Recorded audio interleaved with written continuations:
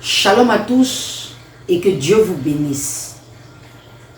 Lorsque je me suis décidé de faire cette vidéo, j'ai pris beaucoup de risques parce que je sais qu'après avoir écouté cette vidéo, je serai taxé d'hérétique, d'anathème et même de Jézabel.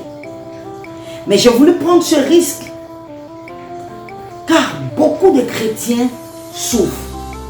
Et ceux qu'on appelle les ramassis, les gens du monde, comprennent certainement, car pour eux, les tabous ont été franchis.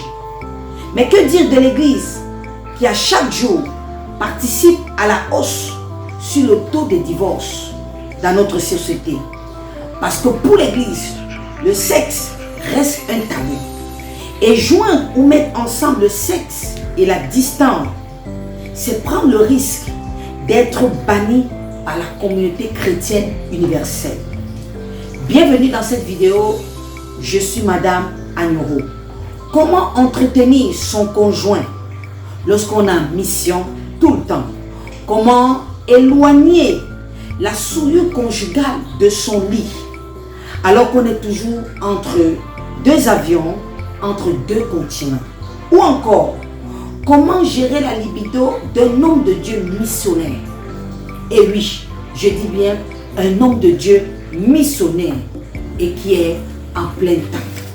Surtout, ne me dites pas que nous sommes des robots. Surtout, ne me parlez pas d'abstinence lorsqu'on est marié. Si vous le dites, je vous poserai la question de savoir pourquoi l'infidélité ou l'adultère existe dans la Bible. Puisque nous savons que c'est l'incapacité de s'abstenir sexuellement, que ce soit à distance, que ce soit de près vis-à-vis de son partenaire. À force de tout spiritualiser à l'église aujourd'hui, à force de tout mettre dans le dos du Saint-Esprit à l'église aujourd'hui, le diable a fini par nous inspirer en infiltrant les concepts qui sont les suivants. Les filles de trône, la tsunami, dont sont secrètes la masseuse. Ce jargon est peut-être nouveau pour certaines personnes, mais laissez-moi vous dire qu'il est très connu au milieu des hommes de Dieu. En fait, cela voudrait simplement dire que ce sont des filles qui prennent soin sexuellement de leurs époux lorsqu'ils sont dans des missions et lorsqu'ils sont éloignés de leur maison et de leur lit conjugal.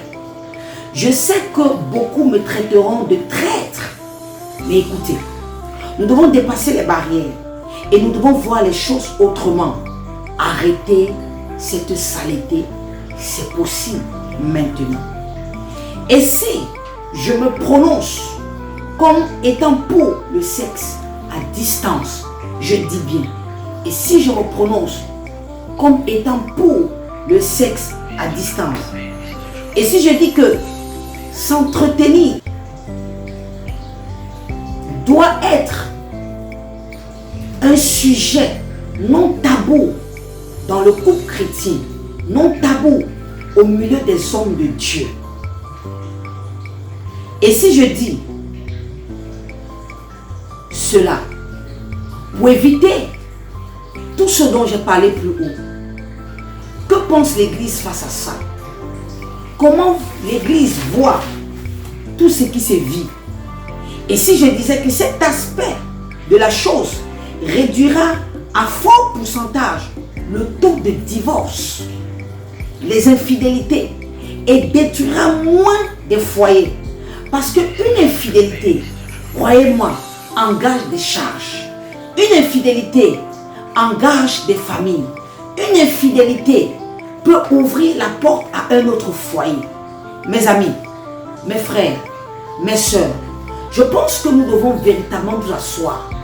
Et je pense pour ma part que lorsqu'on comprend ces choses, on sera obligé d'éviter d'être un scandale. Alors que nous sommes la lumière du monde et nous sommes le sel de la terre.